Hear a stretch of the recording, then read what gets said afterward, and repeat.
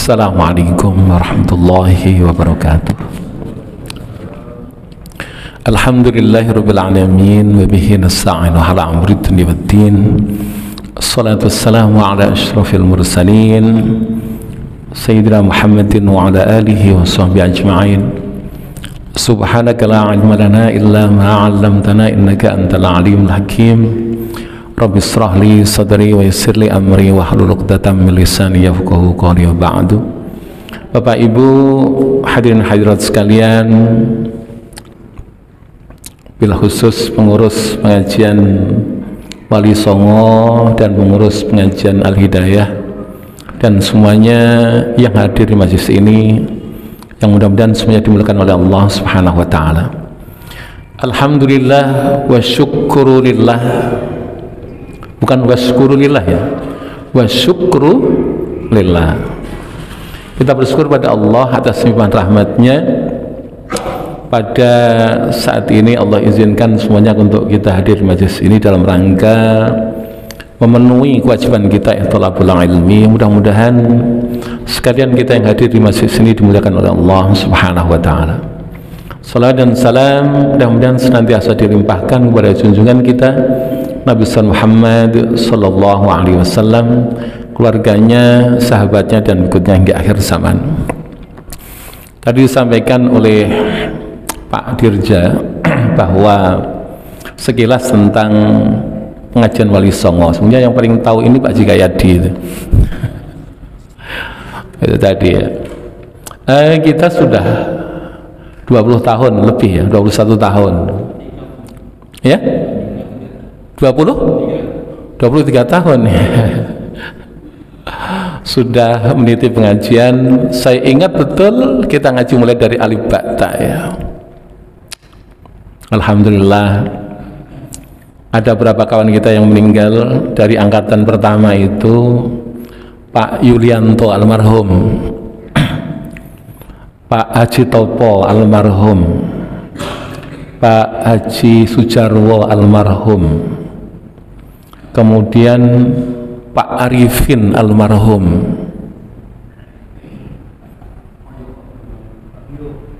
Pak Bagio almarhum. Ini yang sudah meninggal. Ini as-sabiqun al-awwalun, golongan pertama.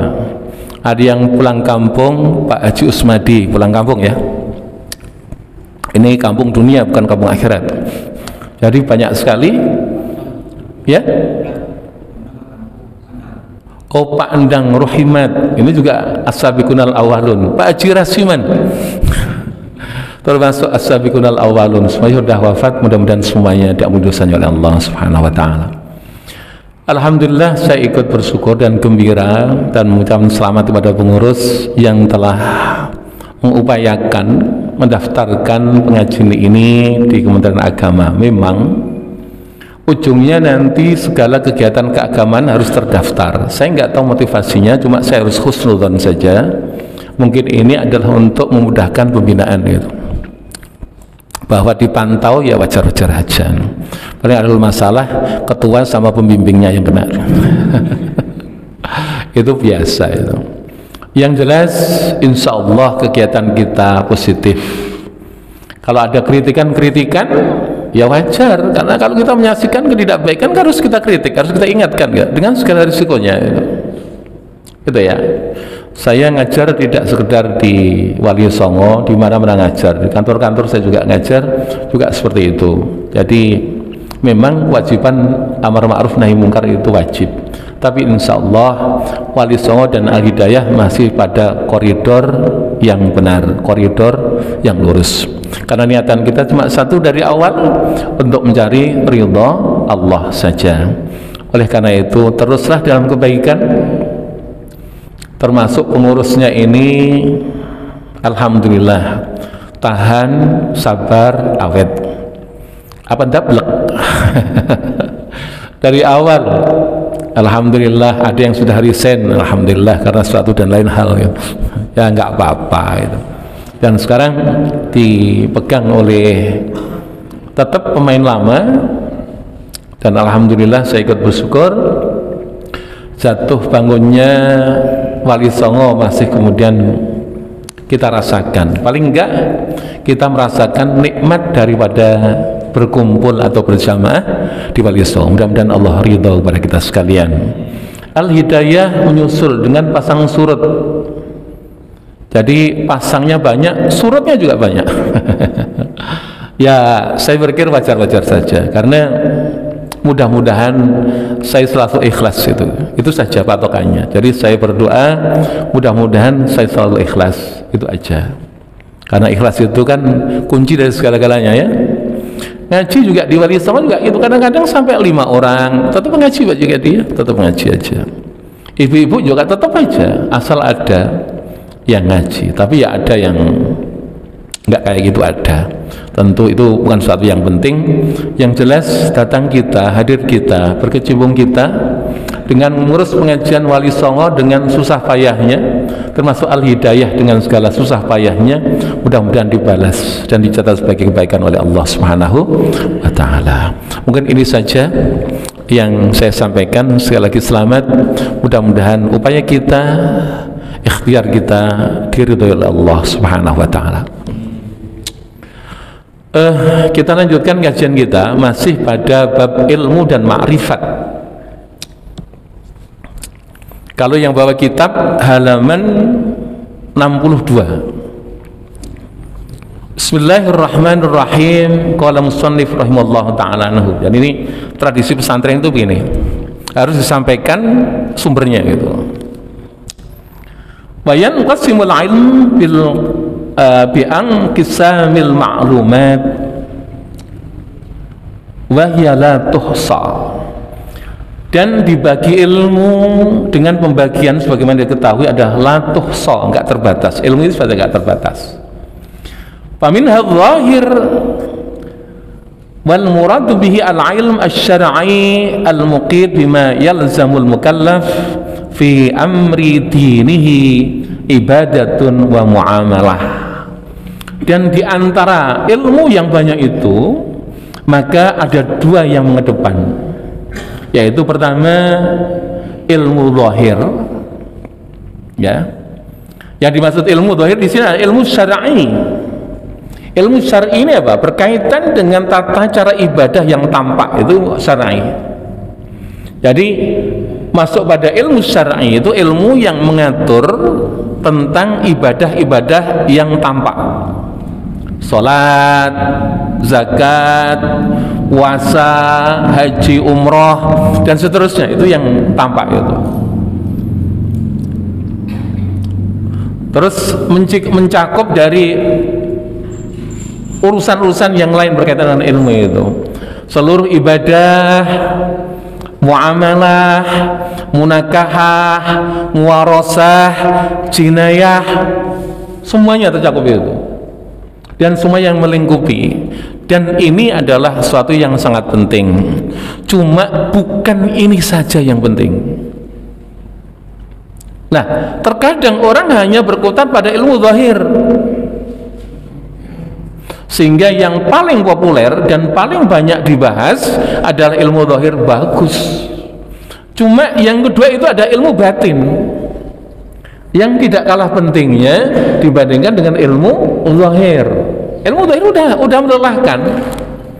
Nanti bahasanya yang masuk pada itu adalah seperti tafsir, itu melingkupi itu. Hadis, fikih itu meliputi ilmu zahir. Tidak pada atau belum pada tingkatan ilmu batin. Penting, ya penting. Nanti di dalam sholat, pokoknya sholat. Tapi ada namanya wudhu, ada namanya tayamum, ada namanya mandi janabah, adanya menghilangkan najis, ada menghilangkan hadas. Ini sudah cakupannya sudah luas sekali.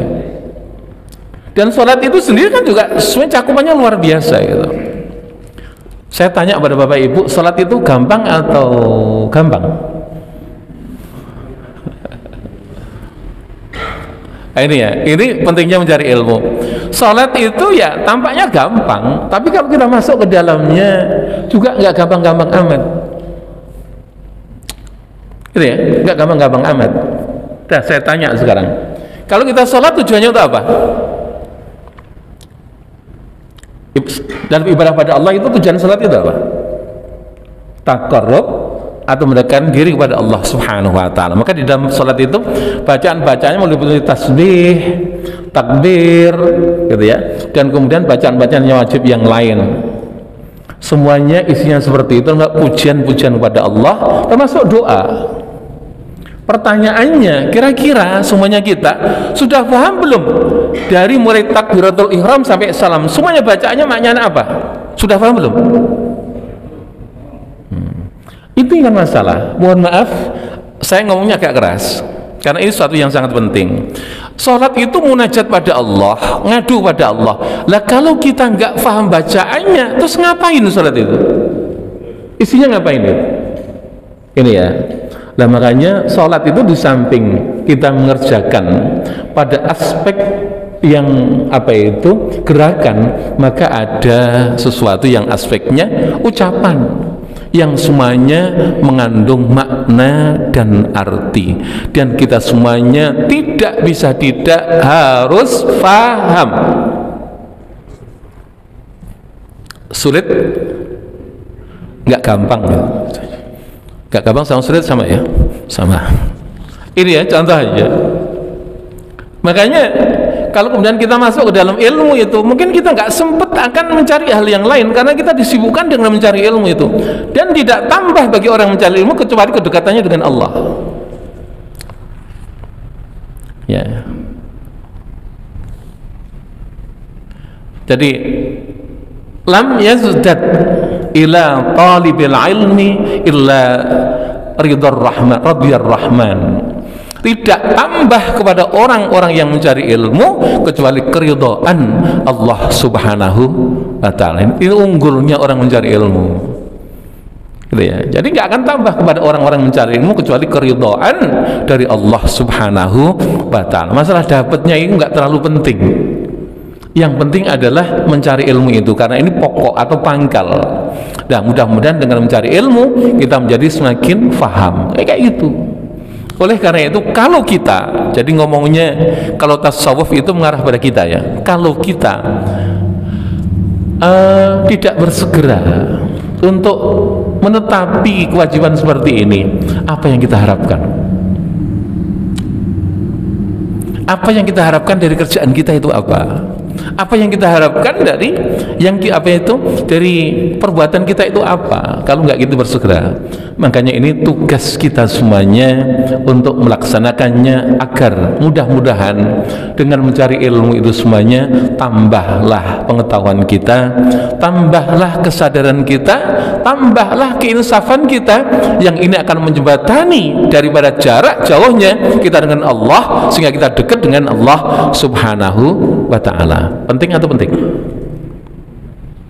Sangat penting.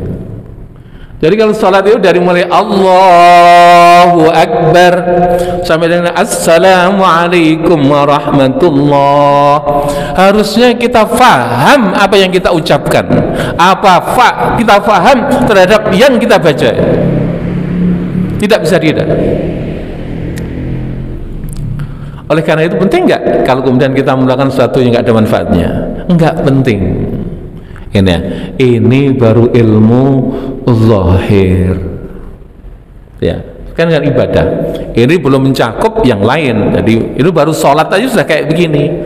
Nanti kemudian umroh, haji dan sebagainya, maknanya mereka memiliki makna masing-masing. Oleh karena itu, dalam banyak hadis yang kita telah baca, Rasulullah katakan, talabul ilmi fariidatun ala kulli muslimin wa muslimatin. Kenapa Allah enggak mengatakan Rasulullah tidak mengatakan talabul ilmi faridun? Tentu makna faridun dengan faridatun adalah dua hal yang berbeda. Nah, di sini Bapak Ibu, ini untuk menyadarkan kepada kita sekalian pentingnya ngaji, pentingnya belajar. Walaupun kadang-kadang keluar dari pengajian lupa lagi. Itu ya, betul atau betul? Betul. Udah kayak itulah. Ini contoh daripada ilmu zahir.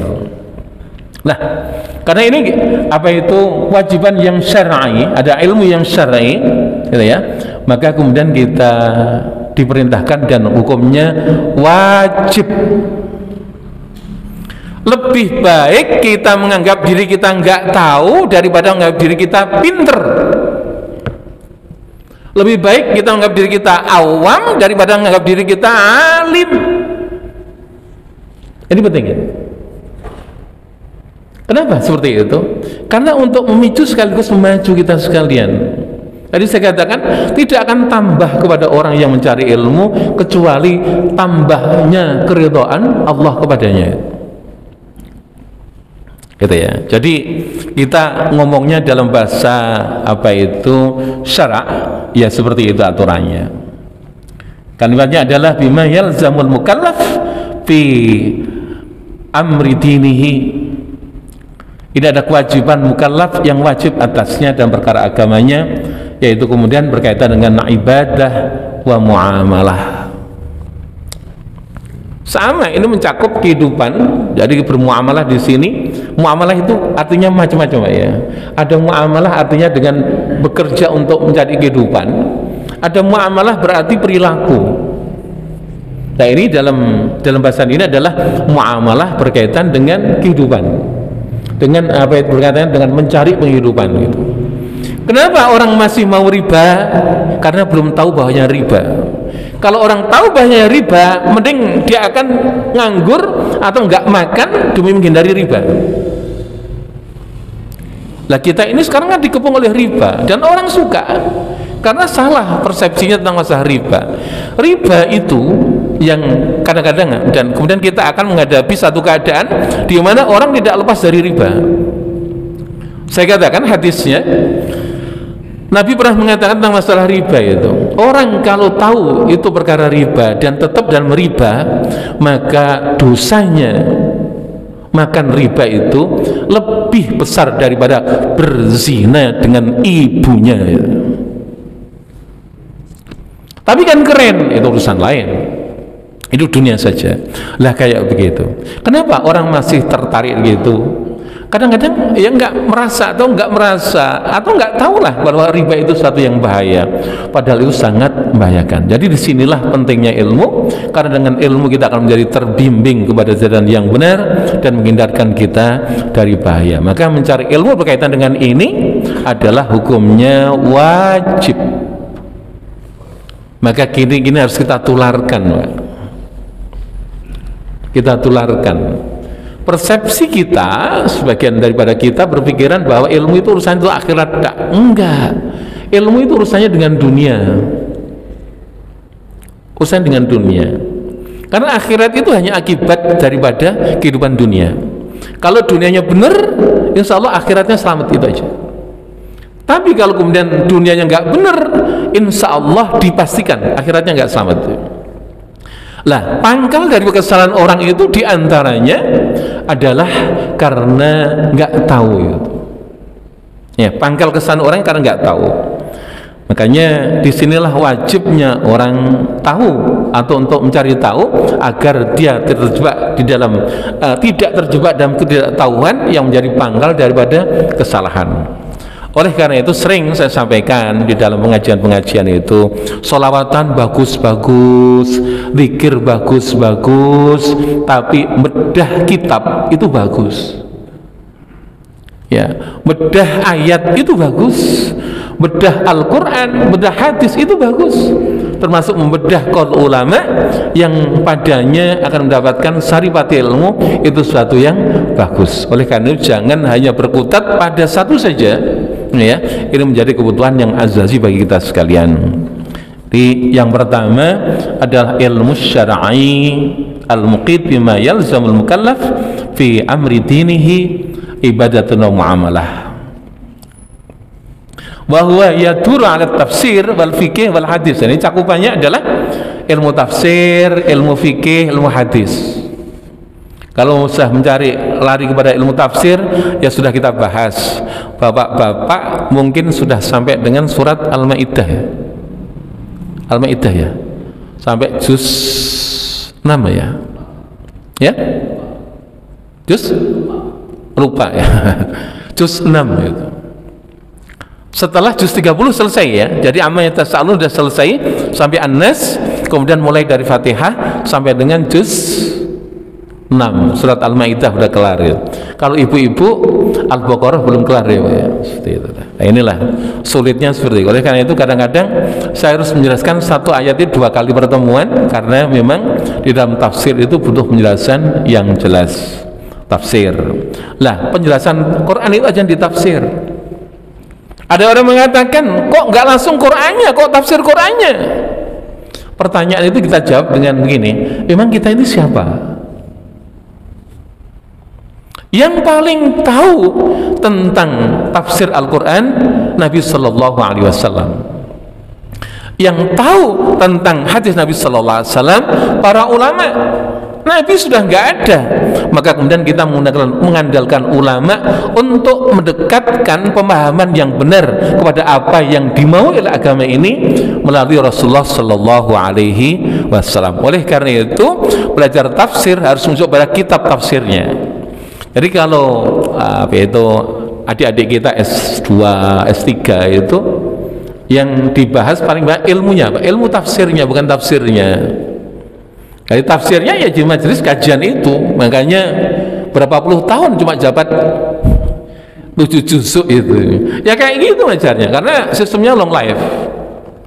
Makanya idealnya di tafsir itu sehari sekali, idealnya. Tapi kalau rumahnya dekat dengan pondok ungu sana, ini kan jauh dari pondok ungu itu, seperti itu. Alhamdulillah jauh. Jadi kalau dekat malah saya harus ngajar terus itu, harus ngajar itu. Karena kealiman orang itu akan selamat. Jadi orang itu selamat dengan kealimannya dengan syarat 2. Dia harus mengamalkan ilmunya itu, dan 2 harus mengajarkan ilmunya itu. Ini selamatnya orang alim seperti itu. Kalau dia nggak mengamalkan ilmunya juga dosa. Apalagi nggak mengajarkan, nyimpen ilmunya juga dosa juga. Repot ya jadi orang alim ya. Jadi nggak ada kalimat yang lain. Oleh karena itu kealiman itu bukan dari manusia, bukan gelar dari manusia. Nggak penting orang ngasih gelar atau tidak. Tapi orang yang merasa punya ilmu, maka wajib di samping mengamalkan untuk pribadi, harus mengajarkan kepada orang lain. Alhamdulillah tempat kita jauh, jadi saya nggak wajib ngajar tiap hari gitu. Cuma kalau rumah saya masih di pojokan sana, insya Allah tiap pagi yang ngaji atau tiap sore ngaji lah ya. Ini sebagai sebuah kewajiban, tradisi, keilmuan itu. Dan orang yang didatangi orang untuk minta diajarin, wajib ngajar. Kalau nggak ngajar bahaya itu. Bapak rumahnya dekat dengan saya, bawa kitab. Ustaz, saya ingin diberikan penjelasan tentang makna ayat ini atau hadis ini. Wajib hukumnya saya ngajar. Saya kalau nggak mau nyampaikan itu, dimasukkan ke dalam neraka dalam keadaan diborgol. Ini ya, enak mana masuk neraka dalam keadaan diborgol dengan nggak diborgol? Satunya dijeburin neraka nggak diborgol, satunya dijeburin neraka diborgol. Enakan mana? Nggak ada yang enak. Lah ini amanat ilmiah seperti itu, Pak. Jadi orang itu memang ya ini orang hidup kayak gini, punya ilmu repot, nggak punya ilmu juga repot. Tapi itulah takdir manusia. Oleh karena itu, kalau belum punya ilmu wajib belajar. Kalau sudah punya ilmu diminta ngajar, harus ngajar. Ya, seperti itu. Dan semuanya ada kebaikan di dalamnya. Ya. Jadi ilmu syar'i itu sifatnya seperti itu. Waqad 'ada Syekh Izzuddin bin Abdussalam. Syekh Izzuddin bin Abdussalam itu orang yang sangat alim. Saya punya sanad keilmuan sampai dengan beliau. Jadi saya punya guru yang gurunya itu muridnya Syekh Izzuddin bin Abdussalam. Ngajar guru besar di Mekah dulu itu. Dan beliau adalah pakar bahasa yang menulis kitab namanya Al-Qawaid Al-Kubra. Ya, beliau mengatakan apa itu? Ta'lamun nahwi wa hafadha gharibul kitab was sunnah wa tadwinu usulil fikih minal bida'il wajibah.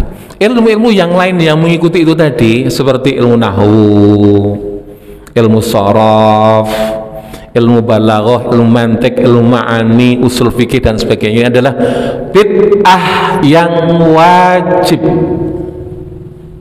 Bid'ah yang wajib menurut beliau.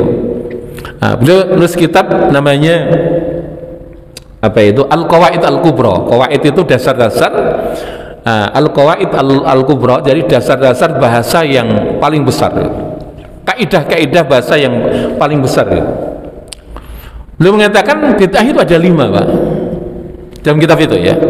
Ada bid'ah wajib, ada bid'ah mandub, ada bid'ah yang sifatnya karohah, ada bid'ah yang namanya tahrim, haram, ada bid'ah namanya mubah.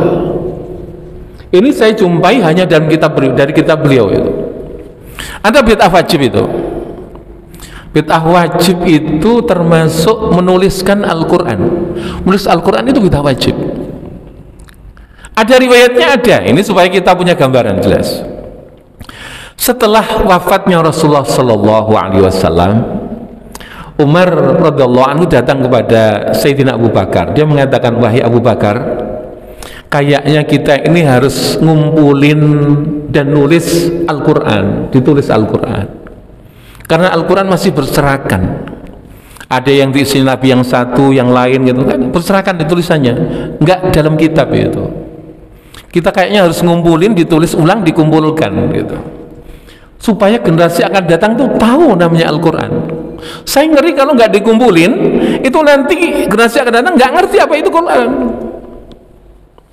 Apa kata Abu Bakar? Wahai Umar, ini ada perkara bid'ah. Karena apa? Nabi nggak pernah melakukan itu. Gitu ya. Ini kata Abu Bakar. Kata Umar begini, coba pikirkan lagi wahai Abu Bakar, saya punya pikiran seperti itu. Kemudian Umar pergi. Dia berpikir, kayaknya benar juga nih Umar nih. Kayaknya benar juga nih. Nanti kalau generasi akan datang, Al-Quran ini nggak ditulis, bisa jadi nanti orang nggak ngerti apa itu Al-Quran itu. Maka kemudian beliau memanggil penulis Nabi, tukang nulis ketika Nabi SAW, yaitu Zaid bin Sabit. Zaid katanya, Umar datang kepadaku, dia mengajak kepada kita untuk ngumpulin Al-Quran yang masih berserakan kayak itu. Ada di kulit unta, ada yang di batu yang pipih, ada yang kemudian ditulis di pelepah kurma dan sebagainya. Dia minta agar kemudian kita kumpulkan dan kita tulis. Apa kata Zaid bin Sabit? Wahai Abu Bakar, ini bid'ah, karena Rasulullah tidak pernah melakukan seperti itu. Maka kemudian Abu Bakar berpikir gini, wahai Zaid, kayaknya Umar itu benar gitu. Lah, maka kemudian Zaid dapat hidayah dari Allah, benar juga itu. Zaid itu saking ngeyelnya karena takut bid'ah itu tadi, dia mengatakan, wahai Abu Bakar, saya lebih senang ngumpulin sastra orang se-Arab, syair orang se-Arab, daripada melakukan sesuatu yang tidak dilakukan oleh Nabi. Abu Bakar kasih argumen juga, kayaknya pemikiran daripada Umar itu benar deh, wahai Zaid, pikirkan lagi. Allah kasih hidayah, benar juga ya. Maka dari situ kemudian dikumpulkan ahli-ahli qiraah dari sahabat-sahabat Rasulullah Sallallahu Alaihi Wasallam. Al-Quran mulai ditulis. Bid'ah bukan? Bid'ah bukan? Bid'ah. Tapi tulisannya macam-macam. Jadi Ibnu Mas'ud nulis sendiri, kemudian Sayyidina Ali nulis sendiri, Umar menulis sendiri berdasarkan apalan-apalannya. Dari Al-Quran nggak karu-karuan ketika itu. Baru pada masa Utsman bin Affan ada pemikiran, kalau ini nggak diluruskan maka menjadi masalah. Maka dikumpulkan seluruh sahabat Nabi Sallallahu Alaihi Wasallam yang terkemuka untuk tadarus lagi tentang ayat itu, gitu ya. Dan kemudian disatukan bacaannya yang disepakati, dan kemudian jatuh pada kesepakatan itu berdasarkan hadis-hadis yang ada, berdasarkan ahli riwayat yang ada, semuanya dikumpulkan. Maka ditulislah satu kitab besar, mushaf namanya Mushaf Al-Imam. Dan Mushaf Al-Imam ini kemudian diduplikasikan menjadi 12 kitab, yang lain dibakar semuanya. Bid'ah bukan? Bid'ah lagi. Jadi Quran cuma satu macam. Cuma pada tulisannya itu antara ba ta sa nun sama, nggak pakai titik. Antara sin shin sama, antara sod dot sama, antara ha kha jim sama tulisannya itu. Kalau kayak begini kira-kira masih bisa baca nggak gitu? Pasti nggak baca, nggak bisa baca. Jadi kayak begitu Quran itu, masih kayak begitu modelnya. Akhirnya pada masa, satu riwayat mengatakan pada masa Umar bin Abdul Aziz ada seorang ahli bahasa namanya apa itu? Ujung famnya Ad-Dawli, Abul Aswad Ad-Dawli.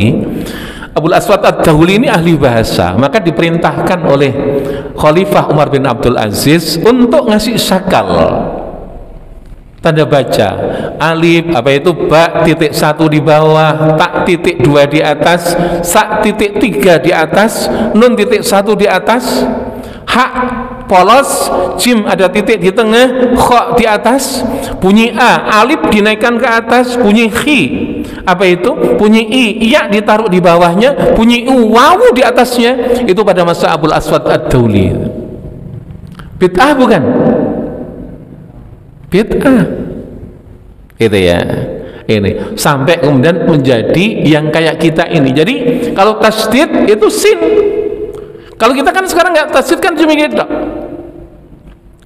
Dulu kan yang sukun itu non itu sukun itu, sekarang kan bulat kok. Sukun sekarang kan buletan itu. Dulu non di atas itu. Saya punya dulu mushafnya yang apa itu, mushaf yang asli, yang duplikasi yang asli itu. Kayak begitu Al-Quran.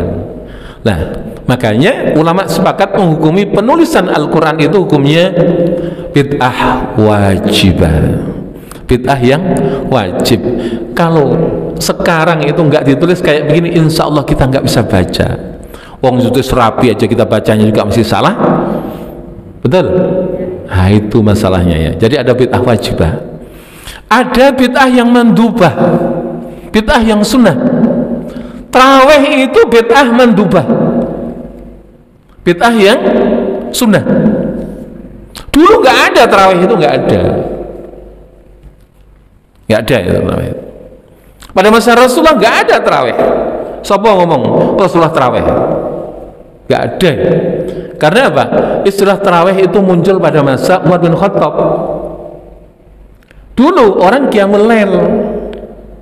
Jadi Rasulullah itu melakukan qiyamul lail pada Ramadan itu, pada di masjid itu 2 atau 3 hari, dan orang datang, nggak ada imam makmum, apalagi Bilal, nggak ada. Kalau sekarang kan ada itu. Jadi kan as-salatu jami'ata rahimakumullah, atau kemudian as-salatu tarawihi jami'ata rahimakumullah, itu dulu nggak ada. Bid'ah nggak?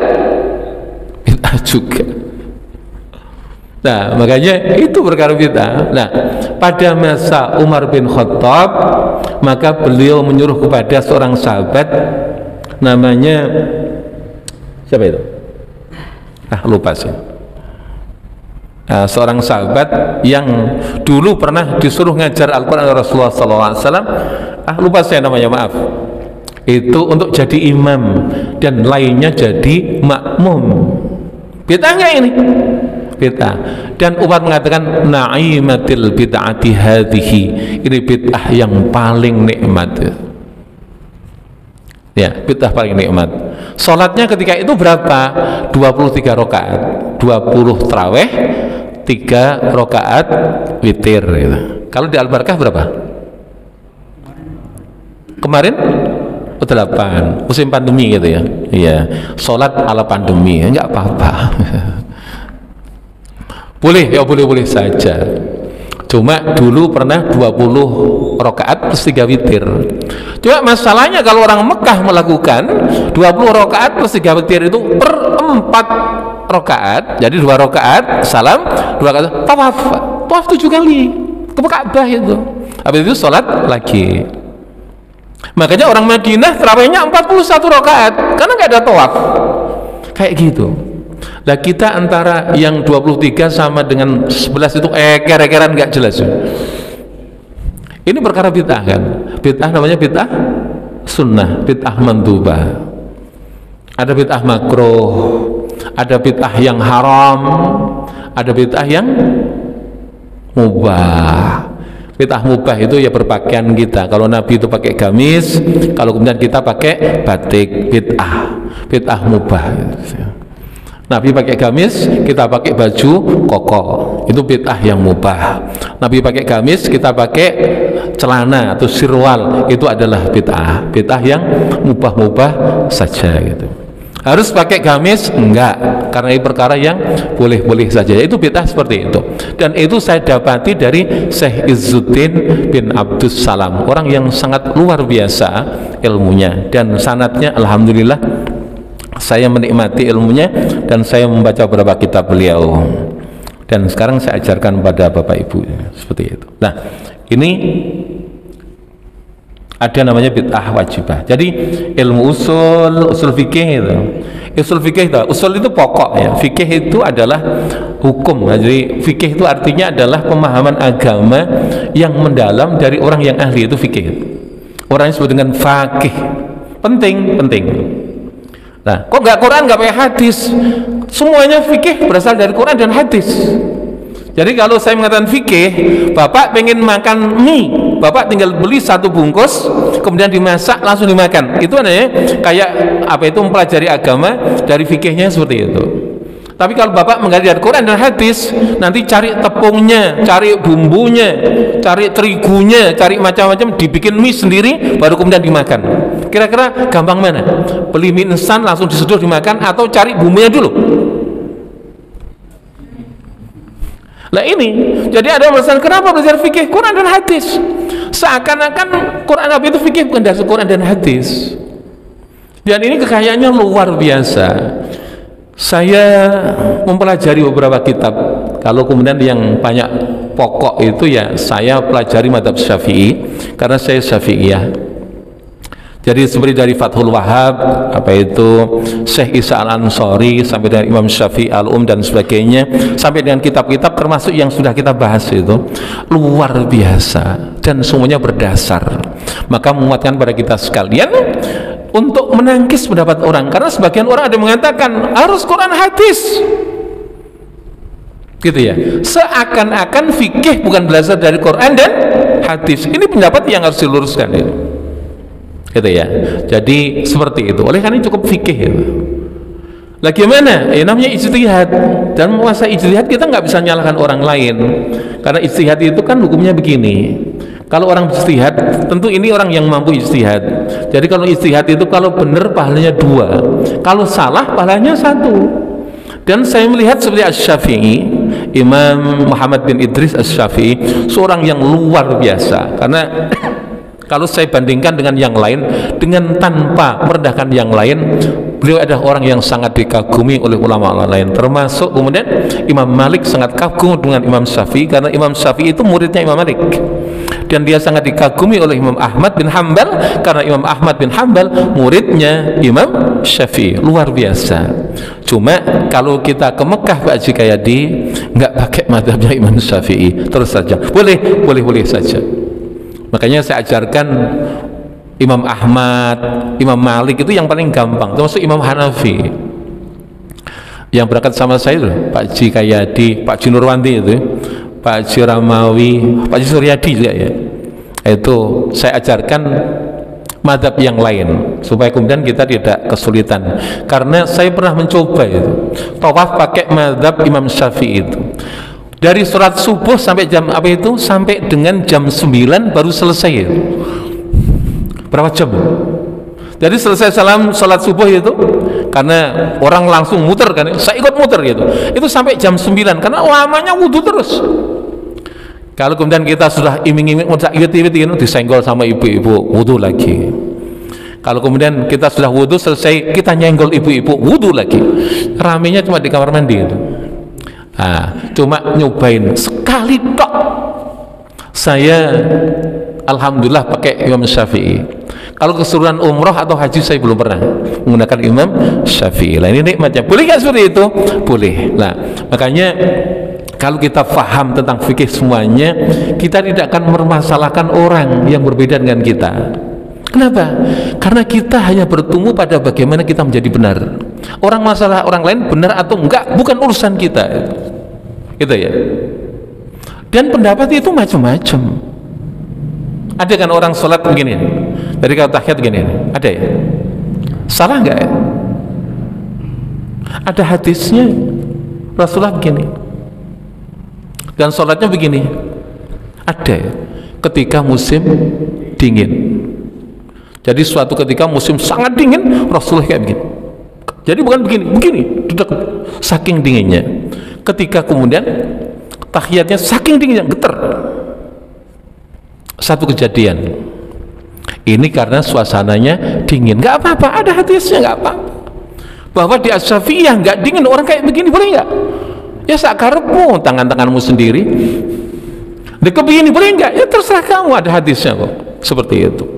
Cuma jangan ngomong yang nggak begini salah. Nah itu menjadi urusan orang lain itu nanti. Atau yang nggak begini salah, karena seperti itu. Nah ini yang salah. Nah, jadi kalau kemudian kita paham, kita nggak nyalain orang lain. Udah sakarmu mau bener mau salah urusan kamu. Nggak ada urusan dengan saya itu. Seperti itu. Tapi kadang ada yang protes, Bu. Saya terganggu. Kenapa? Sebelah saya tangannya begini gitu. Kalau begini kira-kira yang salah kita atau dia? Kalau ada tetangga tangannya kayak begini, kita terganggu, yang salah dia atau kita? Kita. Ngapain ngeliatin dia? Kan tangan-tangan dia sendiri. Mau digerak-gerakin, dia mau dihidumin, terserah. Udah selesai urusan. Dan yang ribut itu tadi, saya terganggu, saya tangannya begini. Lah kita yang salah. Itu aja kok repot. Nah, ini masalah bagian fikih. Lah kalau kita paham, nanti baca kitab Ala Madzahibil Arba'ah. Kitabnya bagus sekali. Cuma berjilid sampai dengan 4 jilid itu. Nggak tahu berapa tahun kelar itu. Wallahu a'lam. Ini ilmu syar'i yang hukumnya wajib, dan ini dhahir, ilmu dhahir seperti itu. Ya. Wa minha ilmul batin. Dan ada yang kedua itu ilmu batin. Ilmu batin itu apa? Wa huwa naw'an, ada 2 bagian. Al-awwal ilmul muamalah wa huwa fardhu 'ainun wa huwa fardhu 'ain fi fatawa ulama'il akhirah. Ini berkaitan dengan perilaku. Jadi muamalah di sini ini bukan bekerja ya, tapi berkaitan dengan perbuatan atau perilaku lah. Ya. Ya. Fal mu'arid anhu halikun bisatwatin malikul muluk fil akhirah. Orang yang berpaling dari ilmu ini akan celaka nanti di akhirat. Orang yang berpaling dari ilmu ini akan celaka nanti di akhirat. Bahwa apa itu? Kama annal mu'arid anil a'malil zahirah halaka bisayfi salatinid dunya bihukmi fatawa ulama dunia. Dan kemudian sama orang yang berpaling dari ilmu zahir juga akan celaka. Oleh karena itu bermanfaatnya ilmu zahir kalau disesuaikan dengan ilmu batin, bermanfaatnya ilmu batin kalau mengikuti ilmu zahir. Jadi nggak bisa dipisahkan yang duanya itu. Apa itu? Ilmu-ilmu batin ini berkaitan dengan akhlak, yang berkaitan dengan terhindarnya orang dari perkara-perkara yang merusak. Apa itu? Pertama, yang merusak itu riya. Riya itu perkara yang merusak. Orang ibadahnya kayak apapun, kalau riya nggak ada artinya. Dari ro'a, yara'a, ria'an. Bukan ro'a ya. Ro'a, yara, untuk kalimat itu. Jadi kalau ro'a dengan ro'a beda ya. Kalau ro'a itu ngangon, kalau ro'a itu menunjukkan. Riya itu menunjukkan kebaikan pada orang lain. Riya ya. Apapun perilaku yang bentuknya adalah menunjukkan pada orang lain atau supaya diketahui orang lain, namanya riya. Nah, ilmu batin diantaranya pertama adalah menghindarkan orang dari riya. Ada sebanding dengan riya, itu namanya sum'ah, menceritakan kebaikan kepada orang lain, itu sejajar dengan riya. Jadi kalau kita cerita kebaikan itu kayaknya lego itu, seneng itu ya. Nah, itu sum'ah. Sum'ah itu membatalkan kebaikan. Sama dengan riya. Riya itu menunjukkan kebaikan, kalau sum'ah itu menceritakan kebaikan kepada orang lain. Dan ini bahaya. Nah, makanya ada yang bisa digunakan untuk menangkis riya itu, yaitu namanya ikhlas. Ikhlas itu satu-satunya hal yang kemudian digunakan untuk menangkis daripada riya itu tadi. Ikhlas sudah kita bahas, dan susahnya setengah mati. Susah atau susah? Susah. Jadi pada bahasan pertama kita bahas bagaimana cara ikhlas. Susahnya setengah mati, karena ikhlas mencakup tiga hal, menjadi tiga tingkatan ya. Jadi semata-mata karena Allah Subhanahu wa ta'ala, dan intinya adalah semata-mata karena Allah Subhanahu wa ta'ala untuk orang yang lain. Bahwa kemudian tingkatan keimanan kita harus kemudian bertahap, ya boleh bertahap. Oleh karena itu Imam Al-Qushairi di dalam kitabnya Risalah Qushairiyah membagi orang ikhlas atas tiga tingkatan. Pernah kita bisa bahas ya. Ada ikhlas ibadah karena Allah Subhanahu wa ta'ala, tapi kemudian ada keinginan supaya matinya masuk surga dan kemudian nggak masuk neraka. Udah bagus belum ini? Sudah. Cuma ini ikhlas yang paling rendah. Ya udah, kelas kita aja lah gitu ya. Pengen masuk surga, siapa yang nggak pengen? Angkat tangan. Ya itu ya.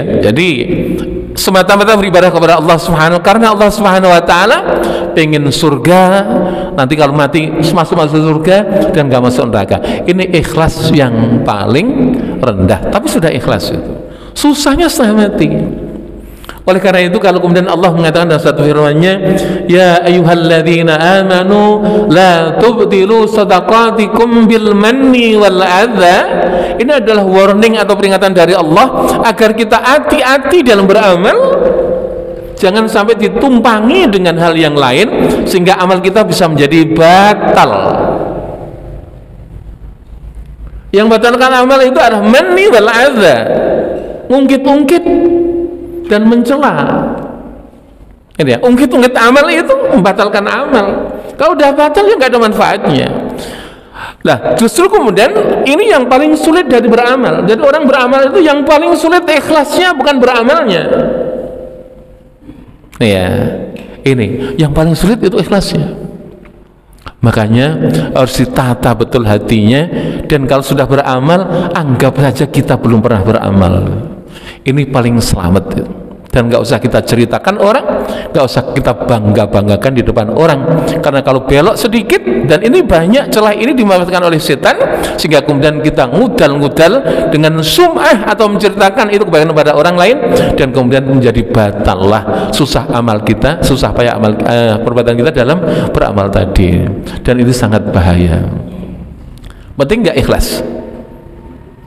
Penting nggak? Penting. Jadi beramal itu kalau nggak ada ikhlas ya. Ada satu hadis Bapak Ibu, bahwa di neraka itu ada satu lembah, yang lembah itu sangat bergejolak, dan neraka sendiri itu minta perlindungan kepada Allah daripada gejolak lembah itu. Dan itu akan diperuntukkan untuk umat Muhammad yang riya di dalam amalnya.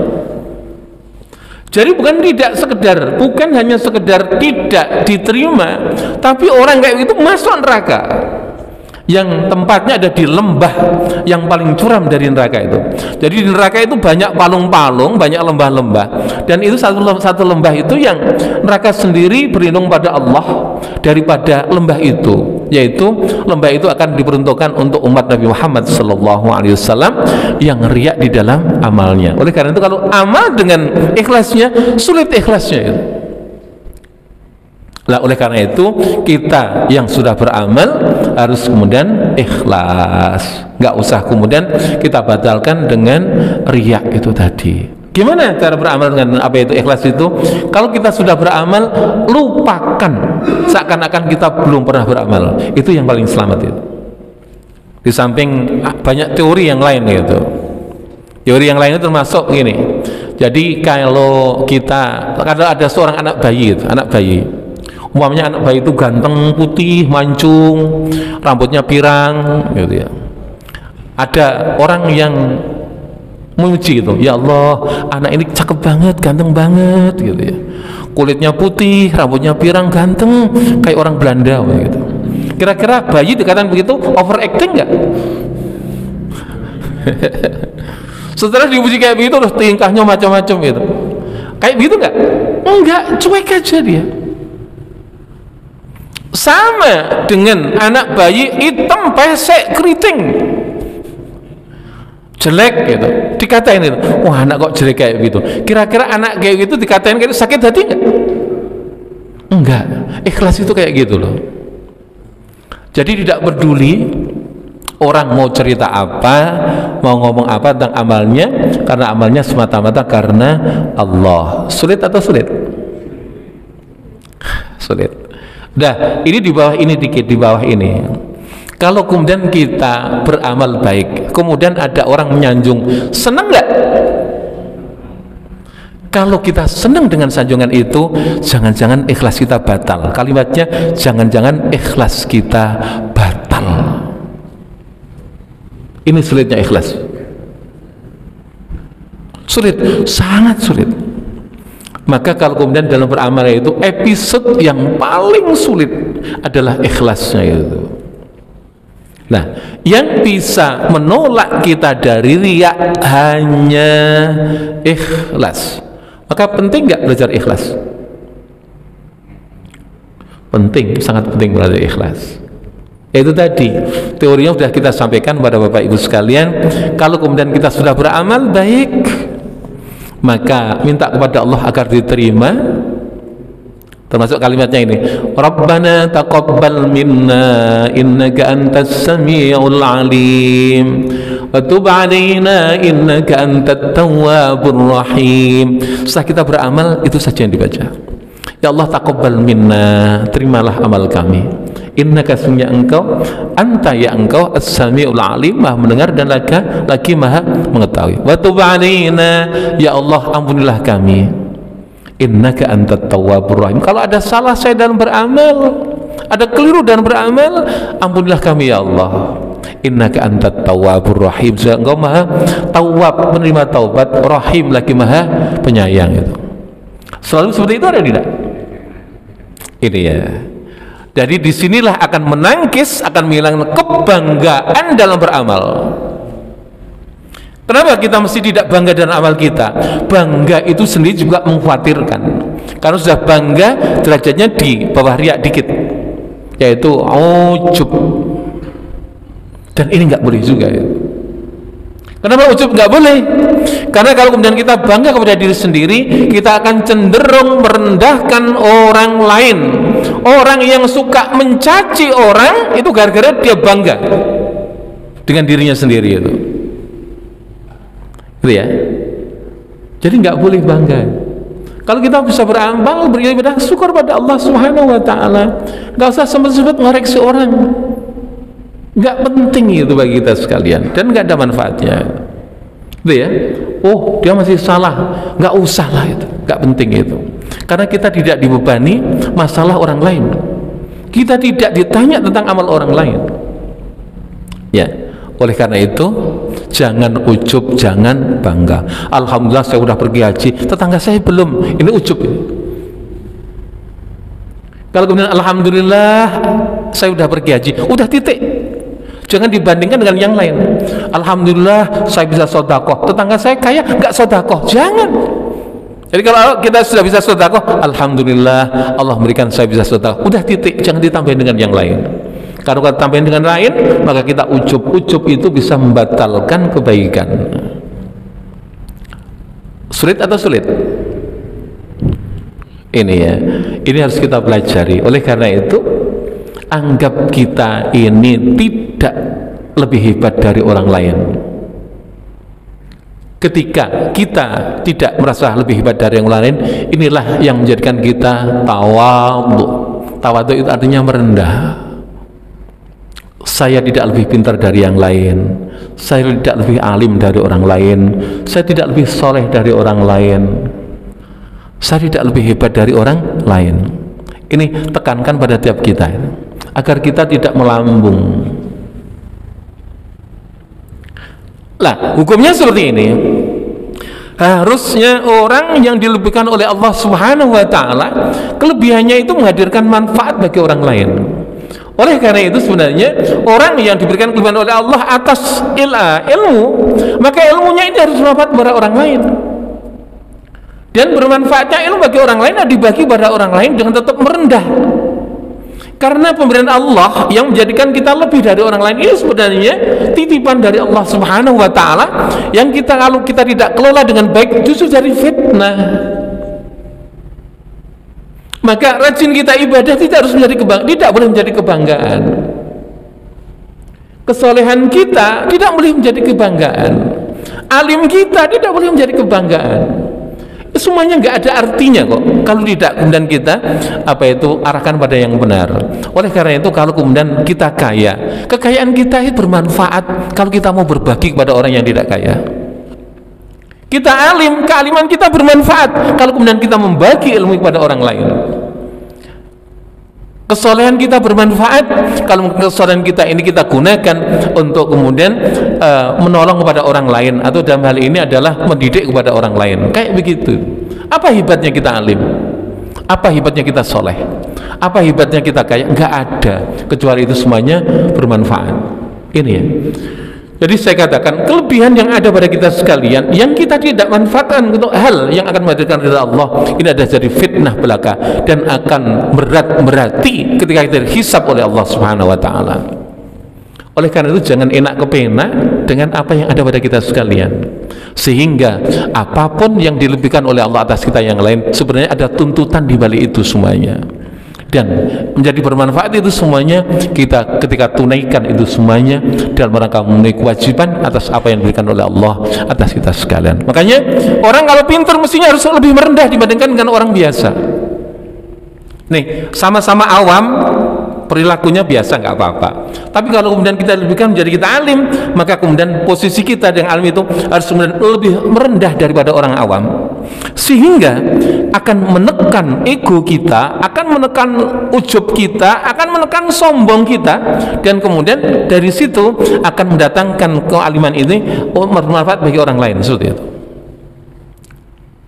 Jadi jangan enak kepenak dengan amanah ilmu itu. Sama dengan harta kita yang diberikan oleh Allah Subhanahu wa taala, dengan banyak harta mestinya kemudian kita merendah dibandingkan orang lain, sehingga kemudian kekayaan yang ada pada kita sekalian kita tidak keberatan untuk membagikan pada orang miskin. Dan inilah yang dikehendaki oleh agama.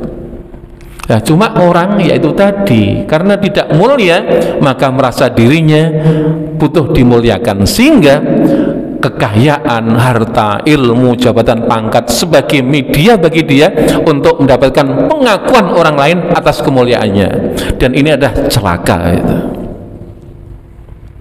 Masalah ilmu tadi. Jadi ada satu hadis Rasulullah SAW. Hadis ini saya ambil dari kitab Bayan Syafi, kitab Mafahim Yajibu an Tusahhah. Kitab ini ditulis oleh Syed Muhammad bin Al-Maliki Al-Hasani, seorang ulama yang luar biasa. Saya ditakdirkan oleh Allah bisa ziarah ke makam beliau 2 kali. Beliau menulis kitab ini, Mafahim Yajibu an Tusahhah. Kalau diartikan ke Indonesia adalah penjelasan yang harus pemahaman-pemahaman yang harus diluruskan, seperti itu. Mengatakan, menukil hadis, riwayatnya saya agak lupa tapi ada periwayatnya. Barang siapa mencari ilmu yang tujuannya supaya dia dianggap masyhur sehingga bisa berdebat dengan orang-orang yang alim, atau kemudian menjadikan dia merendahkan orang awam, maka akan dilemparkan ke dalam neraka. Ini orang alim kayak gitu. Makanya gimana selamatnya? Pandang ilmu itu sebagai amanah, titipan dari Allah yang mengandung tanggung jawab. Harta juga gitu, pandang sebagai amanah. Jabatan juga gitu, pandang sebagai amanah. Sehingga kita tidak gemendul, tidak sombong, tidak pongah, tidak ujub dengan apa yang ada pada kita sekalian. Nah, sehingga apapun yang diberikan oleh Allah kepada kita berupa rajinnya kita ibadah, alimnya kita ilmu agama, kemudian gemarnya kita sedekah, menjadikan kita lebih dekat pada Allah Subhanahu wa taala, dan tidak menjadikan kita menjadi bangga atas itu semuanya yang terjadi dan ada pada kita sekalian. Cuma ini sulit atau sulit? Nah, laki-laki ngaji tasawuf itu arahnya adalah menasihati diri sendiri. Itulah yang kemudian menjadi kewajiban batiniah yang ada pada kita sekalian. Penting? Sangat penting. Ya. Ya, ini sangat penting itu. Termasuk qanaah. Qanaah itu apa? Qanaah itu nerimo, itu qanaah. Qanaah itu merasa puas dengan pemberian Allah. Sudah qanaah belum kita? Sudah belum? Sudah, karena sudah pensiun. Sebelum pensiun masih ngeraba-ngeraba tinggi-tinggi. Ya, qanaah tidak bisa dipandang dan seperti itu. Qanaah itu perkara hati, ya. Jadi kalau kemudian setelah pensiun masih usaha, enggak qanaah, enggak juga, karena ukurannya bukan itu. Qanaah itu adalah ridho dengan pemberian Allah atau cukup dengan pemberian Allah, itu qanaah. Dan ini juga sesuatu yang tidak gampang. Jadi oleh karena itu saya pernah menyampaikan, dunia itu harusnya di tangan, tidak di hati. Karena kalau harta itu di tangan, maka kita tidak akan berat untuk mendermakan harta itu di jalan Allah. Tapi kalau kemudian harta itu dalam hati, maka kita akan dipusingkan dengan urusan-urusan itu, dan kerjaan kita hanya ngurusin itu, sehingga porsi untuk ibadah pada Allah Subhanahu wa taala menjadi terganggu. Alhamdulillah sudah pensiun. Ini paling gampang untuk qanaah. Cuma selama ini gimana qanaah atau tidak? Nah, ini nanti ada bahasan tertentu gimana mengatasi ini semuanya. Ini ya, qanaah. Termasuk kemudian yang penting bagi kita sekalian itu adalah apa itu? Sabar, zuhud. Sabar itu sulit atau sulit? Sulit ya, sabar ya. Sabar itu perkara yang sulit banget itu. Sabar itu apa pengertiannya sabar itu? Sabar itu ridho dengan ketentuan Allah. Ini, ketentuan Allah berkaitan dengan hamba itu ada 3. Pertama, ketentuan dengan mewajibkan hamba itu untuk beribadah. Yang kedua, ketentuan Allah berkaitan dengan hamba itu adalah ketentuan Allah agar hamba itu menjauhkan diri dari maksiat. Yang ketiga, sabar itu berkaitan dengan ketentuan Allah Subhanahu wa taala, berkaitan dengan musibah yang telah ditakdirkan oleh Allah atas hamba. 3 hal ini. Imam Abu Hamid Al-Ghazali dalam kitab Ihya, kitab itu sebelum kitab ini, ya, sebelum kitab Minhaj, beliau mengatakan 3 hal itu yang orang harus sabar, dan itu berat. Untuk menjadikan taat pada Allah berat atau tidak? Berat. Karena godaannya luar biasa. Nabi mengatakan khufatul jannah bil makarihi. Sesuatu yang marah kepada surga itu diliputi dengan sesuatu yang membosankan. Ngajinya cuma gitu tok, monoton. Gitu. Itu ya. Ya kayak gitu. Ngaji mau ngapain, model kayak apa? Saya ngajar ya kayak gini, mau di sekolahan ya kayak begini, mau di kantor kayak gini, mau di majelis kayak begini aja. Karena menyampaikan ilmu kontennya itu, nggak pakai akrobat, nggak pakai yang lain. Ya kalau orang yang apa itu tertarik ya monggo silahkan ngaji. Nah, bagi orang yang mendapatkan pertolongan Allah Subhanahu wa taala bisa sabar untuk menjalankan kewajiban dan berat itu tadi berat. Tapi bagi orang yang diberikan oleh Allah rahmat, bisa sabar menjalankan itu. Sama dengan ibadah-ibadah yang semuanya seperti itu. Jadi ini untuk mentaati Allah butuh namanya kesabaran. Tanpa sabar nggak mungkin kita bisa melakukan ketaatan pada Allah. Ada sabar menghadapi godaan maksiat. Maksiat itu semuanya menarik. Oleh karena itu orang meninggalkan maksiat perlu kesabaran. Yang ada sabrun 'alal maksiyah.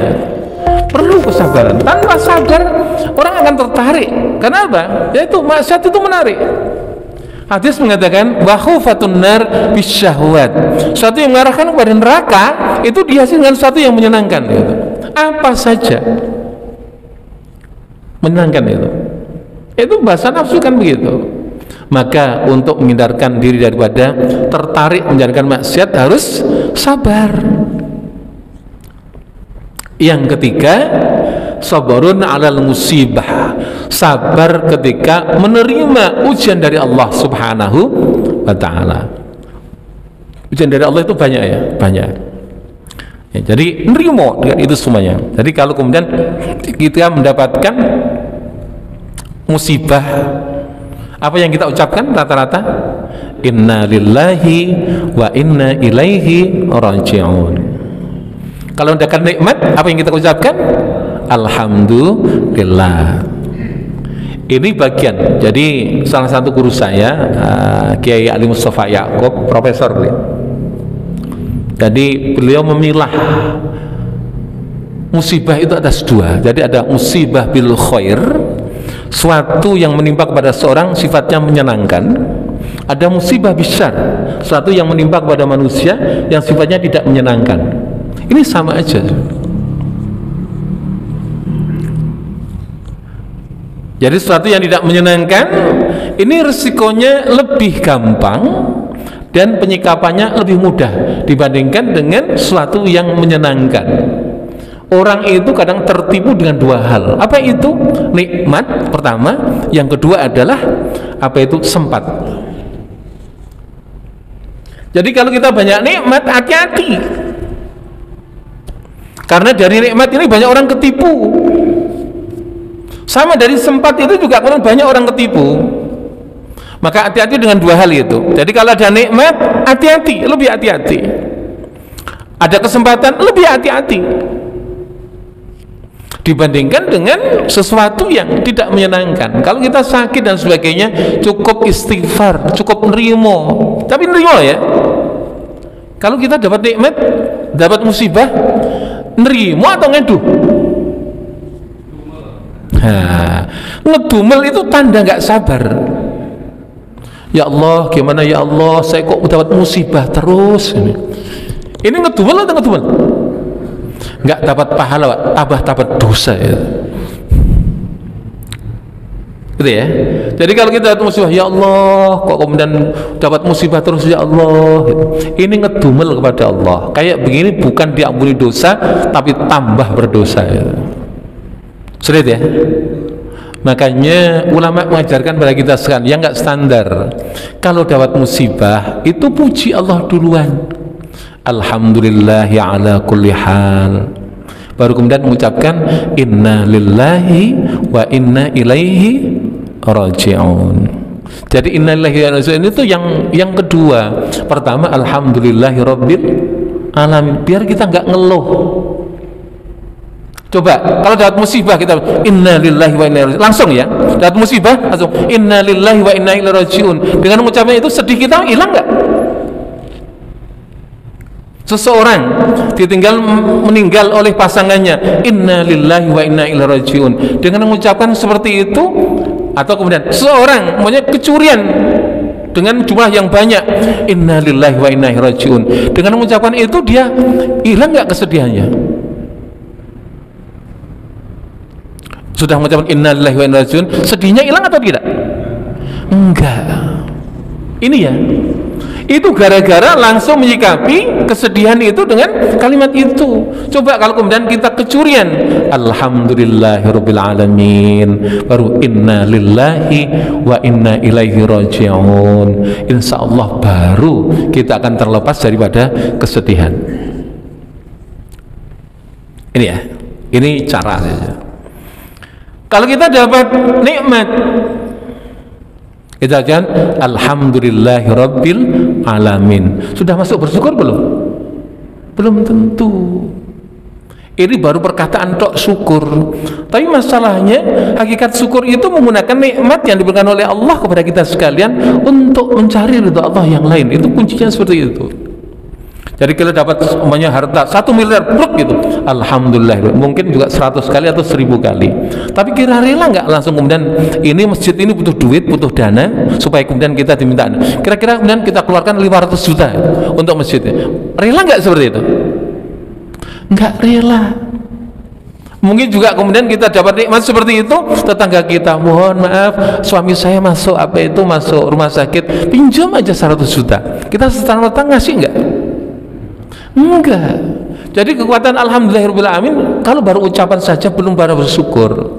Maka ketika dapat nikmat, supaya kita bisa bersyukur, ketika dapat nikmat ucapkan dulu inna lillahi wa inna ilaihi rajiun, baru alhamdulillahirabbil alamin. Insyaallah kita tidak jumawa dengan apa yang datang kepada kita sekalian, dan tidak keluh kesah dengan apa yang pergi dari kita semuanya.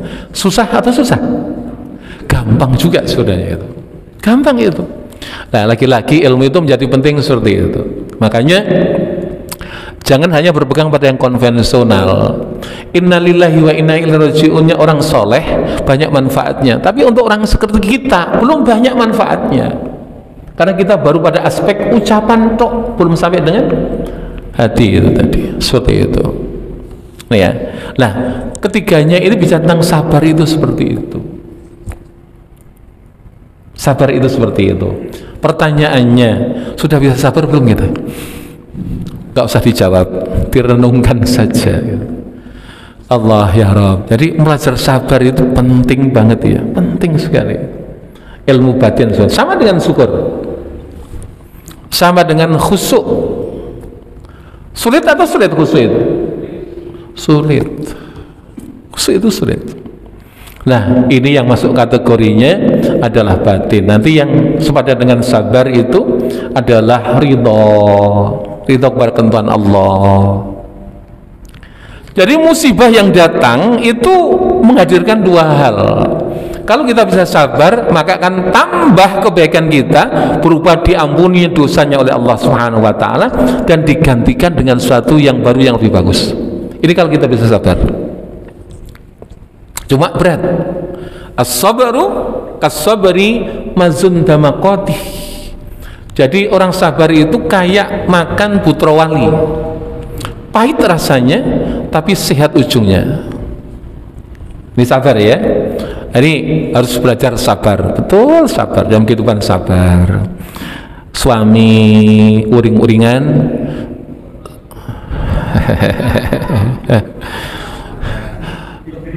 sabar atau sabar buat jajab ini? Sabar kayak gitu. Istri uring-uringan sabar atau sabar? Harus sabar. Anak banyak tingkah sabar atau sabar? Sabar kayak gitulah, sabar. Walaupun kemudian nanti sabar harus bagi, tapi itu mengetahui, dan itu sesuatu yang berat gitu. Berat atau berat? Berat. Sabar, syukur, tadi tawadhu, terus kemudian apa itu tidak ujub, tidak sombong dan sebagainya. Nah, makanya ini semuanya akan sangat berat kecuali kita yang ditolong oleh Allah Subhanahu wa ta'ala. Oleh karena itu banyak-banyak ucapkan kalimat la haula wa la quwata illa billahil aliyil azim. Ucapkan itu. Tanpa itu susah, Pak. Susah betul. Saya ngobrol dengan beberapa orang yang sudah saya anggap sebagai ulama ya, seperti Gusmus, kayak Mustafa Bisri. Beliau mengatakan, Mas, kita bahas zuhud itu ketika mobil kita Alphard, kira-kira bisa nggak ngomong zuhud? Ngomong zuhud tapi mobilnya Alphard, kecuali kalau saya Panther gitu. Ya bisa, tapi bukan apa itu berarti kemudian nggak bisa, tapi sulit itu.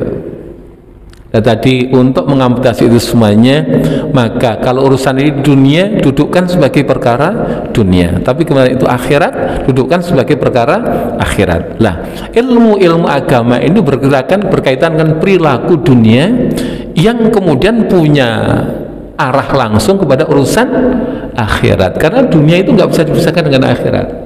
Oleh karena ini, agama untuk orang hidup atau untuk orang mati? Ilmu agama itu orang hidup atau orang mati? Hidup. Maka belajar agama selagi orang masih hidup, maka wajib belajar. Bukan untuk orang mati. Kalau mati udah biarin mati, selesai. Ini ya. Jadi orang itu selagi hidup maka wajib belajar, karena ilmu agama adalah untuk hidup. Akhirat, kematian itu dampak daripada kehidupan dunia. Maka saya katakan tadi, kalau di dunia dia menjadi baik, insya Allah akhirnya atau akhiratnya dia mendapatkan dampak dari kebaikan di dunia berupa kemuliaan di akhirat. Nah, cuma kadang-kadang kita ini kadang-kadang salah kaprah itu. Jadi kalau ngaji itu diarahkan hanya nyari pahala nggak usah dipikirin, itu urusan Allah. Ya. Urusan kita adalah menjalankan kewajiban, termasuk diantaranya adalah mempelajari ilmu tadi, walaupun semuanya kembali kepada Allah Subhanahu wa Ta'ala. Banyak sering saya sampaikan kepada saudara sekalian bahwa manfaatnya orang belajar itu sungguh sesuatu yang luar biasa itu. Ada dosa-dosa yang tidak bisa dimintakan ampun dengan kalimat astagfirullahaladzim. Apa itu? Dosanya salah karena nggak punya ilmu. Jadi orang yang perilakunya salah karena nggak punya ilmu, tobatnya hanya dengan belajar, hanya dengan taklim, hanya dengan mencari ilmu. Dan dari mencari ilmu itu orang akan tahu mana yang benar, mana yang salah. Dan kalau kemudian tahu benar, maka kemudian akan ditingkatkan kebenaran itu. Tapi kalau tahu salah, maka dia akan serta-merta minta ampun pada Allah atas kesalahannya itu, dan tidak mengulangi kesalahannya dan menggantikan kesalahannya dengan kebenaran-kebenaran yang baru diketahuinya itu. Ini manfaatnya luar biasa. Dan orang yang salah gara-gara kemudian nggak tahu itu, ketika kemudian dia tahu dan kemudian kesalahannya, maka berarti dia mentobati atas kesalahannya. Ini problematika kompleksitas orang belajar seperti itu. Makanya jangan pandang usia untuk belajar itu, jangan pandang usia, karena tidak diwajibkan untuk orang muda, tidak hanya diwajibkan untuk orang tua. Saya ulangi, tidak hanya diwajibkan untuk orang muda, tidak hanya diwajibkan untuk orang tua, tidak hanya diwajibkan untuk orang kaya, tidak hanya diwajibkan untuk orang miskin. Semuanya siapa yang hidup, dalam hadis Rasulullah SAW, tolabul ilmi faridatun ala kulli muslimin wa muslimatin. Selagi orang hidup Islam, maka wajib atasnya mencari ilmu itu.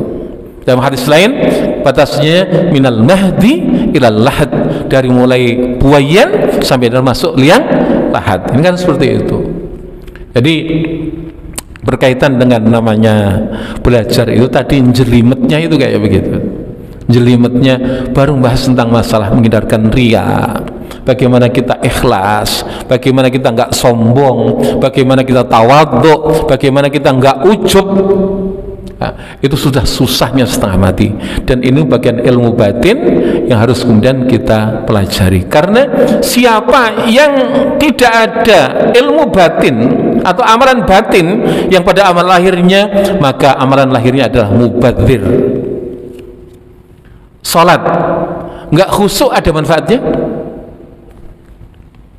sedekah nggak ikhlas ada manfaatnya, nggak ada manfaatnya. Gitu ya, seperti itu. Maka kita harus paham betul masalah itu. Masalah mengamalkannya mudah-mudahan bisa 100%. 60% pun nggak apa-apa, 30% pun nggak apa-apa. Ya, bukan seperti itu. Jadi yang pokoknya tadi tahu dan kemudian berusaha untuk mengamalkan, walaupun harus step by step, tahap dengan tahap itu. Seperti itu saya katakan sulitnya orang mencari ilmu, susahnya orang mendapatkan ilmu, tapi mendapatkan kemuliaan yang luar biasa. Baik, materi ini sangat berat. Berat atau berat? Berat. Tapi ini sesuatu yang harus saya sampaikan seperti itu. Maaf, mungkin ada masalah-masalah yang ingin diangkat dari yang saya sampaikan, atau ada masalah yang melingkupi masalah ini. karena ini. Silakan. Tadi Pak Ustaz menceritakan mengenai riba Ya. Lebih baik tidak makan daripada makan uang riba. Ya. Nah, itu apa ada jalan keluarnya untuk menghilangkan uang riba itu supaya kita meskipun kita tetap bekerja di tempat yang riba. Iya. Baik. Supaya kita makan itu lebih bisa bersih. Iya, baik. Makasih ya Pak. Ya, sama-sama. Jadi begini, kebanyakan orang yang terlibat dalam riba itu karena nggak tahu itu dosa atau nggak tahu itu riba, maka harus diketahui seperti itu.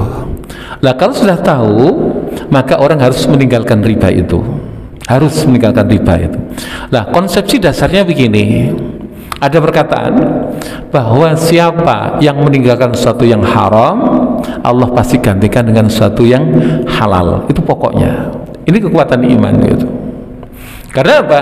Pada hakikatnya manusia itu diberikan rezeki oleh Allah melalui jalan yang ditempuh oleh yang bersangkutan. Jadi rezeki itu kan sifatnya umum, universal. Allah letakkan di bawah arsy dan lebih cukup untuk menghidupi seluruh makhluknya yang ada. Manusia membuat cara untuk mendapatkan itu. Nah, kalau yang ditempuh dengan cara yang baik, maka Allah akan memberikan jalan lewat situ dan rezekinya menjadi baik dan halal. Tapi kalau kemudian cara yang dipakai, yang ditempuh ada cara yang salah, Allah ngasih seperti itu, lewat itu, maka kemudian rezekinya menjadi haram. Pokoknya rezeki itu tidak ada halal, tidak ada haram. Nah, problemnya adalah apabila kemudian kita sudah tahu ini berkaitan dengan riba, segera putus. Insya Allah Allah akan ganti dengan sesuatu yang halal, seperti itu. Ada satu riwayat, cuma saya nggak jeluntung ini riwayat ini hadis atau bukan. Suatu ketika ada seorang alim mengatakan dalam satu majelis itu, jadi ada seorang yang berkedual, dia ingin tobat kepada Allah karena selama ini dia makan sesuatu yang nggak jelas itu. Insaf dia, wajingan, garong dan sebagainya. Datang satu majelis, maka kemudian seorang alim mengatakan, siapa yang meninggalkan sesuatu yang haram, maka Allah akan gantikan dengan sesuatu yang halal. Ini tertarik, orang ini sangat tertarik dengan perkataan orang alim itu dan terngiang-ngiang. Udah, kalau begitu saya akan bertobat pada Allah. Maka dia sholat semalaman gitu. Ujungnya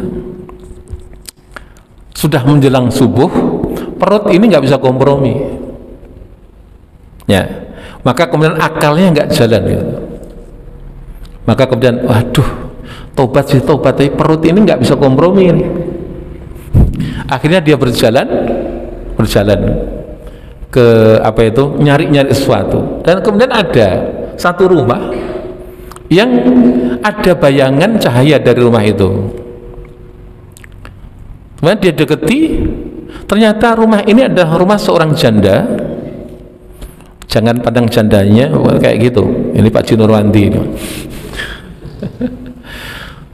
Ternyata kemudian ketika didorong nggak dikunci, itu nggak dikunci, dia masuk ke dalam. Nah gitu ya. Ketika kemudian dia masuk rumahnya, ternyata kemudian ada hidang, ada makanan yang banyak. Dia mau sentuh itu. Ketika mau nyentuh itu, teringat orang alim tadi, siapa yang meninggalkan sesuatu yang haram, Allah akan gantikan dengan sesuatu yang halal. Yuk mundur lagi gitu.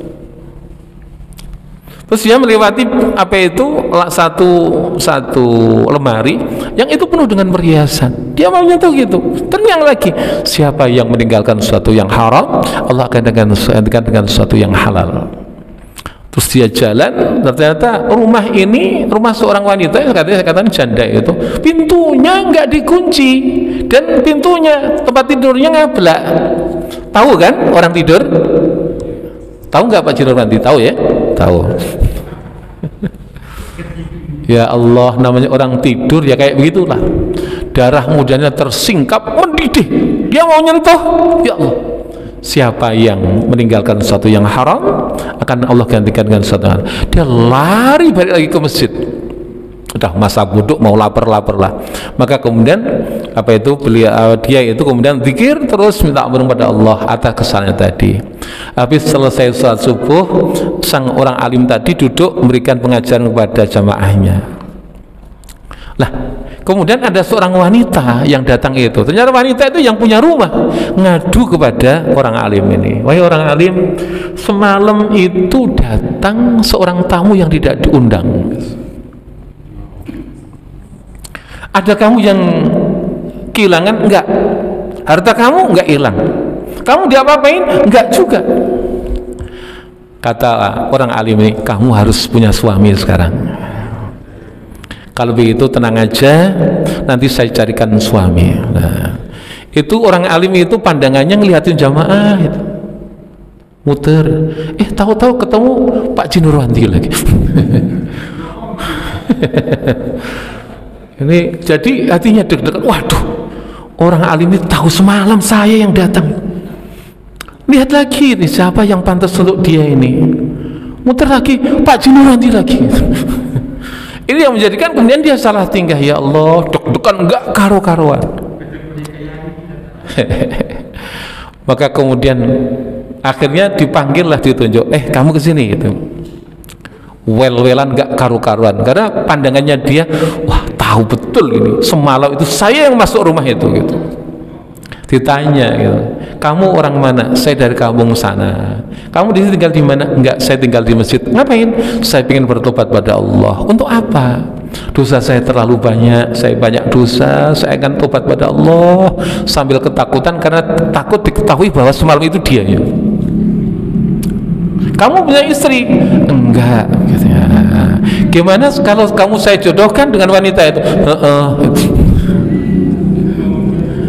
Ya kalau begitu mau enggak kamu saya jodohkan dengan wanita tadi? Kira-kira jawabannya apa? Udah tebak sendirilah. Ya.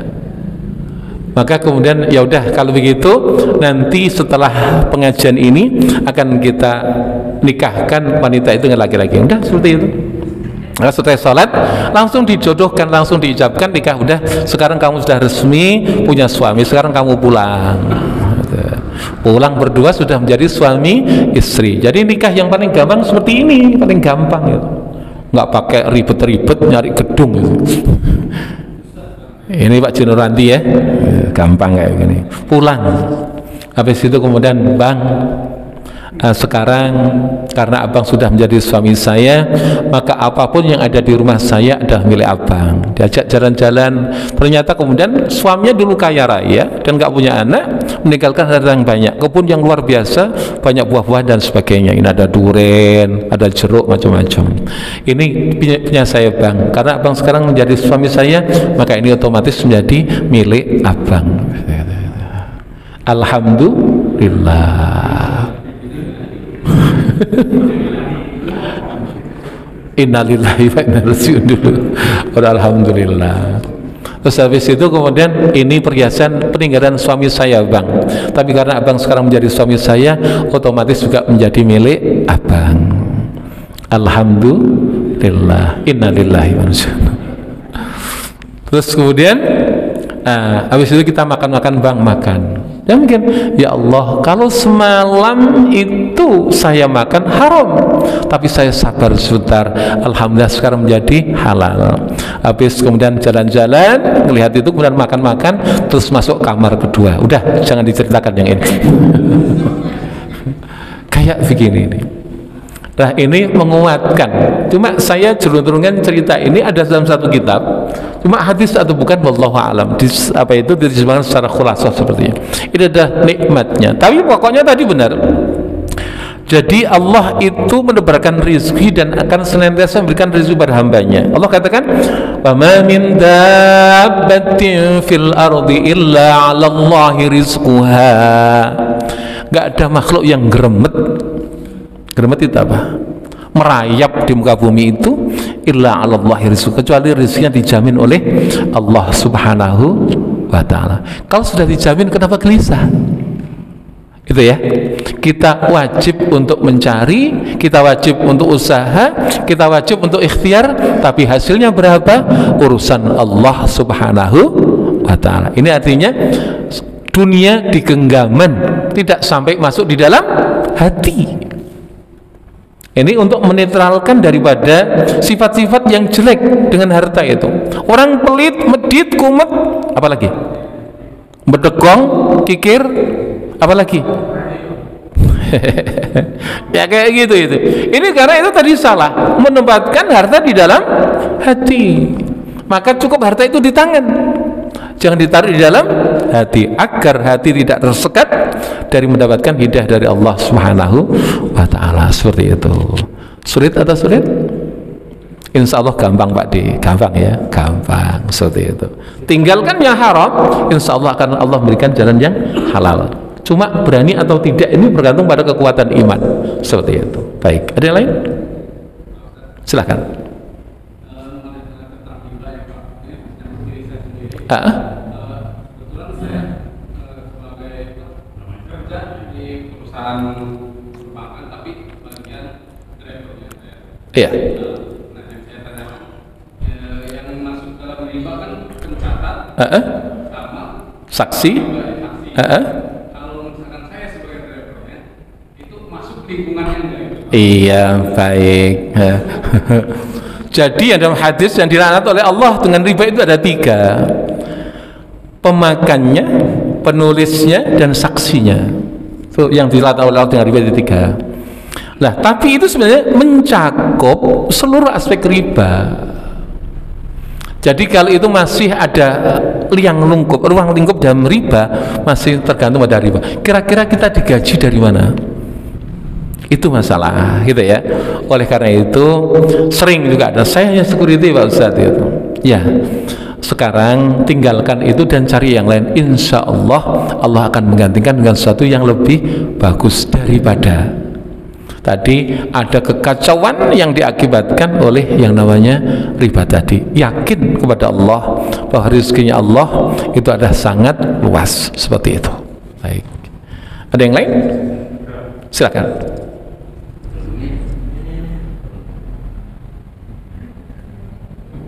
Waalaikumsalam. Ini mungkin bukan saya jauh sendiri yang pernah ya. Ya. Kita punya duit kan dari taruh di bawah kasur. Bank ya. Dengan catatan kita tidak mengharapkan bunga. Iya. Tiga, karena kita untuk menyelamatkan uang dan untuk menyelamatkan kita. Iya. Terus kita di dalam begitu kita print ada sanding 6 itu kan bunga kecilnya. Iya. Nah, kita kan mengharapkan untuk terus jalan keluarnya bagaimana? Baik. Iya, baik. Ini banyak kasus yang seperti itu dan banyak yang tanya dan saya jawab. Jadi Azhar itu pernah berfatwa bahwa bank itu haram. Jadi segala berkaitan dengan bank itu haram. Tapi kemudian direvisi tahun 88. Yang haram itu bukan banknya, tapi ribanya. Lah, sesuatu riba itu apa? Riba itu kalau pakai bahasa yang paling gampang, mahwa riba. Ar-riba huwa ziyadah. Riba itu adalah tambahan.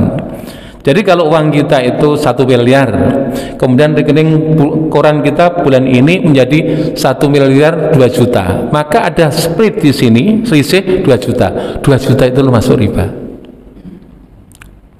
Nah, terus gimana cara menjelaskan? Ambil yang itu, sedekahkan, walaupun boleh jadi nggak ada pahalanya, tapi paling tidak kita tidak makan riba. Kecuali kalau akadnya akad mudharabah. Ini banknya, labelnya bank syariah. Yang kita menaruh uang di bank itu sebagai investor, dan nanti kemudian dari bank ini sebagai amil, nanti kemudian nyari nasabah. Nah, kalau begitu nanti akadnya adalah bagi hasil. Kalau seperti itu maka dipastikan insya Allah tidak riba. Walaupun kebijakan makroekonomi kita tidak bisa dipisahkan dengan riba, karena peraturan ini undang-undangnya saya nomor lupa gitu, dalam peraturan Bank Indonesia bahwa uang yang tidak terserap oleh nasabah dalam bank yang bank itu adalah legal, maka harus kemudian ditaruh di pada sertifikat Bank Indonesia SBI. Nah, SBI itu mengeluarkan bunga itu tetap riba. Nah, ini kelemahan daripada bank walaupun masih berlabel syariah sekalipun. Ini kelemahan karena kebijakan makroekonomi seperti itu.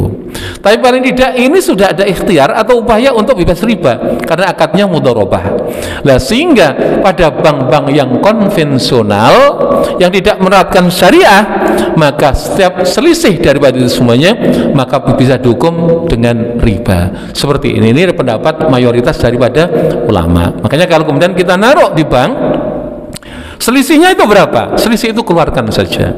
Saya tahun 1996 yang dulu dengan Pak Mehmet, Ustadz Mehmet Junaid itu dapat dari petinggi Pertamina, istrinya petinggi Pertamina, saya nggak sebutkan namanya, kalau namanya orang Pertamina pasti tahu semuanya.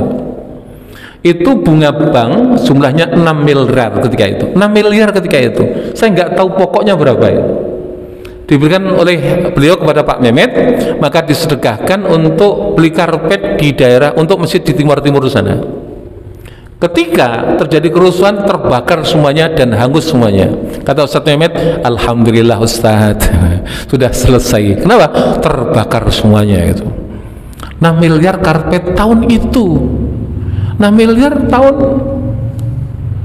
96 itu, waduh, saya nggak tahu itu jumlahnya kayak apa kalau dikarungin itu seperti itu. Lah, makanya di sini harus hati-hati. Lah, di kalangan para ulama sepakat atau ijma dengan hukum seperti ini. Maka ayatnya adalah ya ayyuhalladzina amanu la ta'kulur riba ad'afan mudha'afah. Kenapa ada ad'afan mudha'afah? Nanti kalau kemudian kita bicara masalah bahasa hukum, setiap riba itu ada ad'afan mudha'afah, berlipat ganda. Makanya tidak diserikal dengan kalimat itu kan yang berlipat ganda. Kalau nggak berlipat ganda kan nggak haram, nggak seperti itu. Terus sekarang itu kan banyak serikalan-serikalan. Ya ayyuhalladzina amanu la taqrabuz zina. Orang yang nyerikal ngomong begini, yang nggak boleh kan deketi zina. Zinanya kan nggak ada larangan.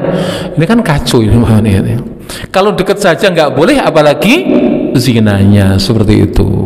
Oleh karena itu hati-hati dengan sesuatu yang riba. Deposito di bank konvensional ambil, taruh bank syariah. Ini yang paling aman seperti itu. Ini yang depositonya masih banyak. Kalau yang sudah nggak ada depositonya, ya nggak usah dipindah. Apa yang mau dipindah? Seperti itu. Gitu Pak Ci. Masih di bawah bantal atau sudah di bank? Masih. Oh gitu ya. Itu ya, hati-hati. Mungkin ini saja yang kita bahas ya. InsyaAllah kita akan masih menjelaskan bab seperti ini sampai kemudian nanti pada bab taubat insya Allah. Kita masih ada berapa kali pertemuan? 1, 2, 3, masih 3 ya? Insya Allah 3. Ramadan kita libur ya, istirahat ya? Libur. Nanti mungkin ketemu, saya tadi ngobrol sama Pak Haji Kayadi, insya Allah kuliah subuh pada Sabtu yang keempat bulan Ramadan, insya Allah. Mudah-mudahan kita semua dimudahkan oleh Allah Subhanahu Wa Taala, diampuni dosa-dosa kita oleh Allah Subhanahu Wa Taala, anak-anak kita, cucu kita jangan anak-anak dan cucu yang soleh dan solihah, rumah tangga kita juga rumah tangga yang sakinah mawaddah warahmah. Allah jaga kita, pelihara kita dan keluarga kita dari segala wabah, penyakit, balak dan bencana. Dan Allah Subhanahu wa taala akan berikan kepada kita sehat wal afiat, rezeki yang halal, yang barokah untuk ibadah pada Allah Subhanahu wa taala. Ala hadhihi niyyah wa ala kulli niyatin shalihah wa ila haddan nabi al-Fatihah. A'udzu billahi minasyaitonir rajim. Bismillahirrahmanirrahim. Alhamdulillahirabbil alamin. Arrahim. Maliki yaumiddin. Iyyaka na'budu wa iyyaka nasta'in. Shiratal mustaqim. Shiratal ladzina an'amta 'alaihim ghairil maghdubi 'alaihim waladdallin. Amin. Kita tutup dengan baca kafar majlis. Subhanakallahumma bihamdika asyhadu an la ilaha illa anta astaghfiruka wa atubu ilaik. Sallallahu alaihi wasallam Muhammadin wa alihi washabihi wasallam. Walhamdulillahirabbil alamin. Assalamualaikum warahmatullahi wabarakatuh.